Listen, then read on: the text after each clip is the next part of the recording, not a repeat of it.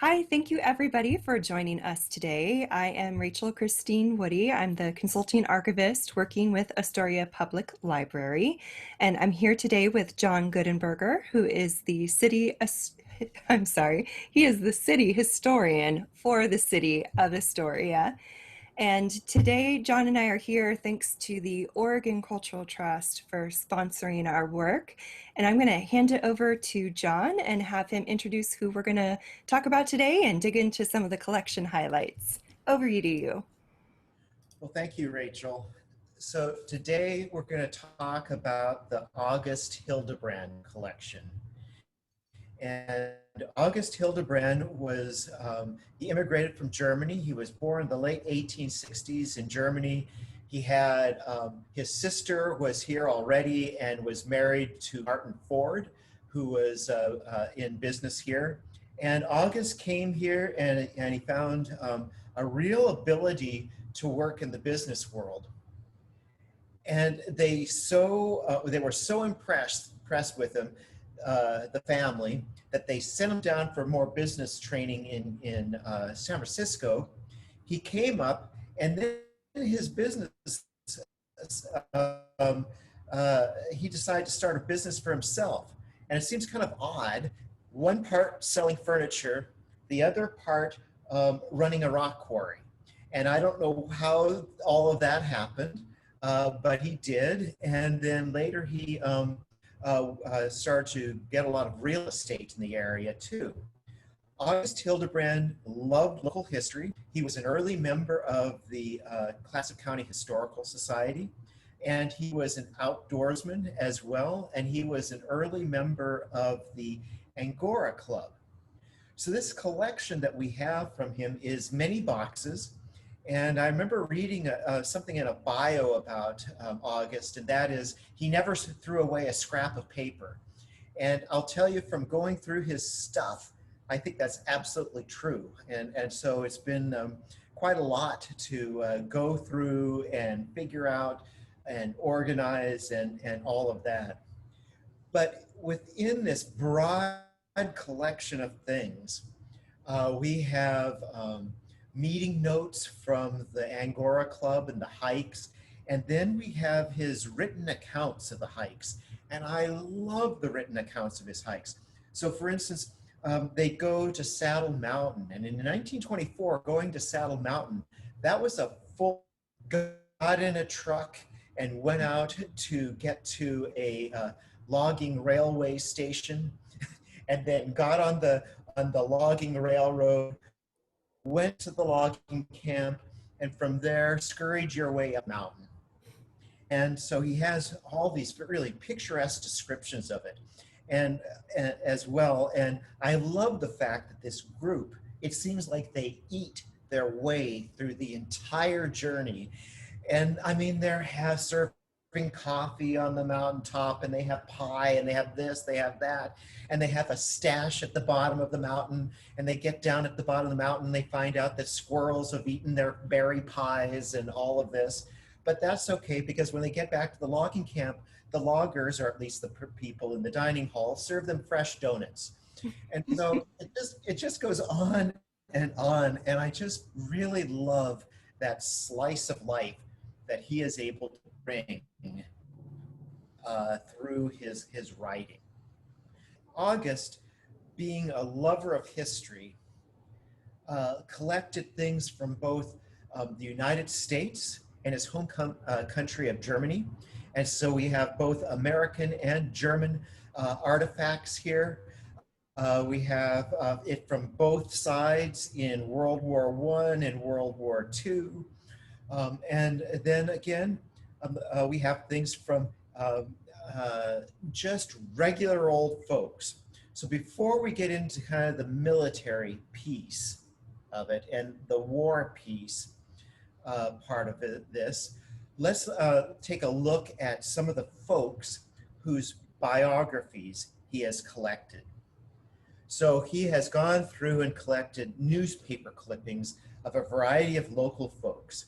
So for instance, the story of D.K. Warren, Clatsop pioneer. And D.K. Warren, you may know, You know, that's who we have. Warrenton is named after, and there's a beautiful Victorian house out in Warrenton that was the Warren family home. Then we have Ben Holiday, an empire builder, deserted by fair weather friends. And Ben Holiday was a railroad man, and on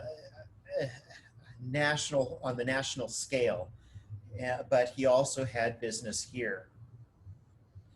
Then we have Scion of Clatsop tribe tells of her early days. And this is the daughter of a Clatsop Indian chief, Totsum, telling her story of growing up in this area. And so all of these give you little bits and pieces of life in Astoria. And in some cases, some ethnic stories as well.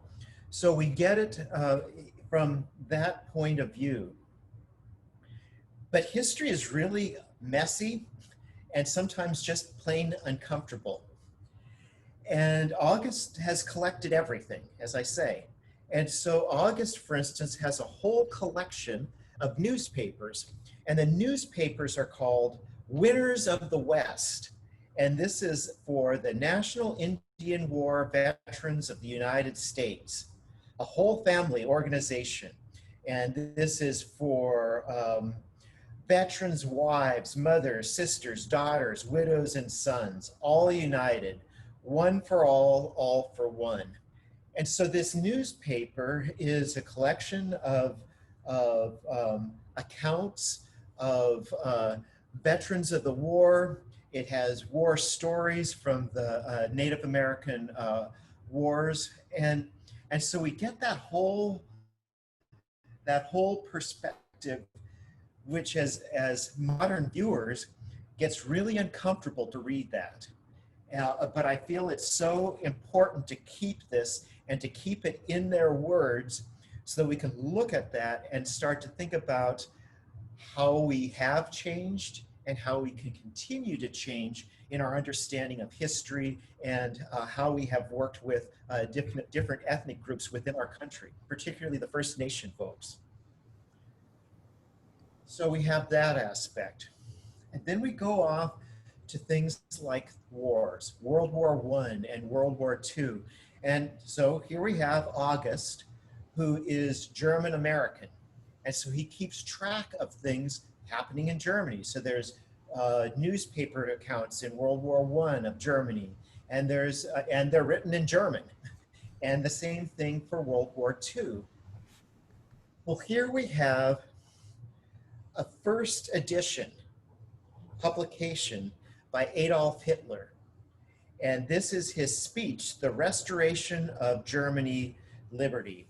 And it was his opening address at the 7th National Socialist Congress in Nuremberg, September 11, 1935. And this is an English version of that. So we get to read this first edition by Adolf Hitler and see what he had to say. And we can think about all the things he had to say because we hear it in his voice. So we see that as a kind of a difficult thing to take in. But I also have something that comes literally closer to home. And it's a letter to August from C.H. Matsumara. And she is a woman from Astoria of Japanese descent who is writing to August from an internment camp in Idaho. And she's putting on a good face saying, you know, we're doing as well as can be expected. My husband, who is a businessman, is now a farmer. And that's okay because he has farming experience before. And there they are. You know, we've had just this one line.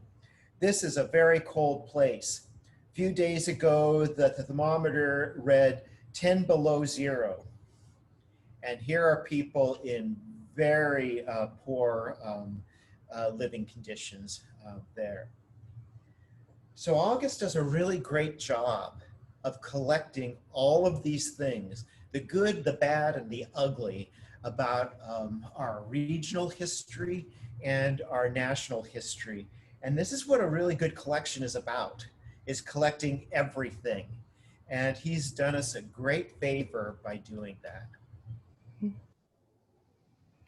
Thank you so much for sharing that, John. I know you and I have had conversations before about sometimes there's gaps in history because only certain things from certain people were collected. And so, as you said, it is quite remarkable and so helpful to us as archivists and historians that Hildebrand actually sought out and kept these stories.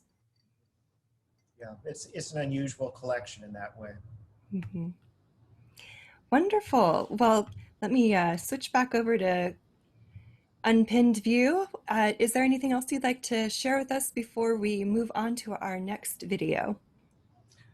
I think that's it. I would like to remind folks that we have a Ask Me Anything coming up, and that means that you can submit your questions beforehand about things that we might have in the archives, and we'll do our best to provide you with answers for those questions.